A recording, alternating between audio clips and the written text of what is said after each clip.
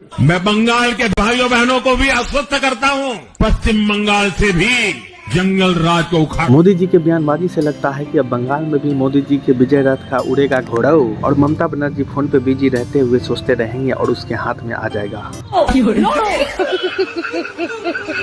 अबे भाई साहब आहा किया रोज दिलिए, तो ममता बनर्जी के लिए बोलल गेल छै ना।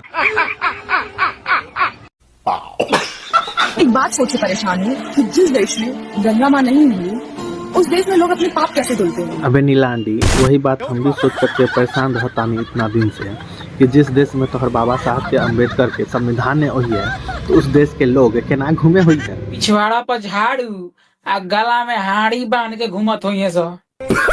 अब तो ई बात नील कबूतरे ही बताइए कि ये बात सही बाटे या गलत।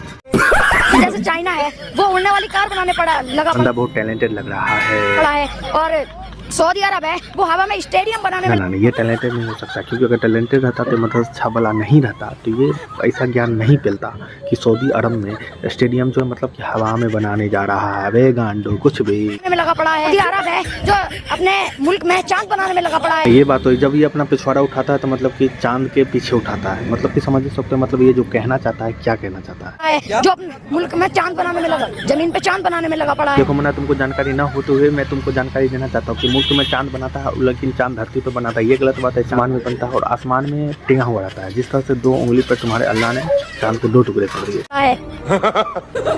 और जो अपना इंडिया है वो हिंदू मुस्लिम, अगर कोई और होता तो अब तक हमारा देश सुधर चुका होता।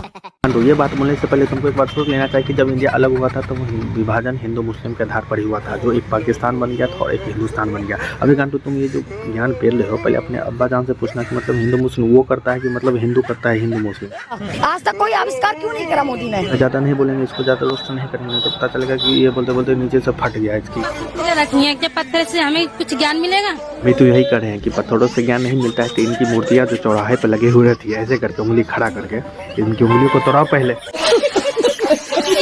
ये हमें उन पत्थरों की क्यों सेवा करें, या हमें उनसे ज्ञान मिलेगा, हमें पढ़ाई मिलेगी, कुछ मिलेगा। देखो मूर्तियों से कोई ज्ञान नहीं मिलता है तो तुम ग्वालियर के हाईकोर्ट में क्यों जा रहे हो। कौन, राहुल गांधी? हाँ, वही युवा नेता जो जर्मनी भाग गया।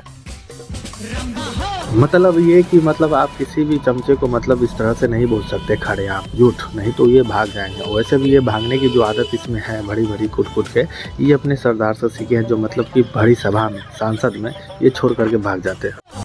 भाई साहब पढ़े लिखे नेता राहुल गांधी।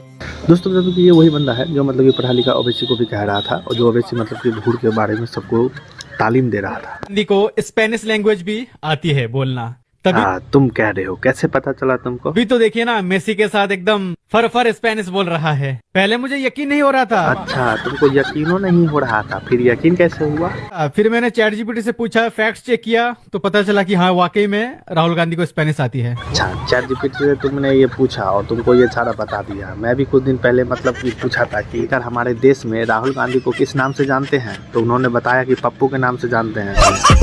वरना सोचिए अगर राहुल गांधी की जगह कोई और होता, पता नहीं उसको शायद इशारों में बात करना पड़ता। टिक टिक टिक टिक। मजबूरन राहुल गांधी ने लाज रख लिया इंडिया का। अभी बता है भाई। अबे राहुल गांधी का चमचे, राहुल गांधी पढ़ लिख के कौन सा क्या उखाड़ लिया बे, और बात कर रहा उस आदमी के। अरे गांडो, वो आदमी पूरी दुनिया को झुका के रखता है, पुतिन जी वैसा ही फैन नहीं है उनके। अच्छा एक बता बे गांडो, तुम्हारी पप्पू की टीम जो है और रानी जी को गाली बकती है, तो पप्पू खुद भी रानी जी से पैसा लेती है, शर्म नहीं आती है? कब है एक से अधिक शादी करना सर सही है? बिल्कुल सही है। कहना क्या चाहते हो अपने डाबर? अच्छा और हमारे नबी किए थे, कर सकते हैं। अरे एम फैक्टर माने ऊ खुश तो मतलब कि सारा मोहल्ला खुश और ये दाढ़ी वाले भी खुश।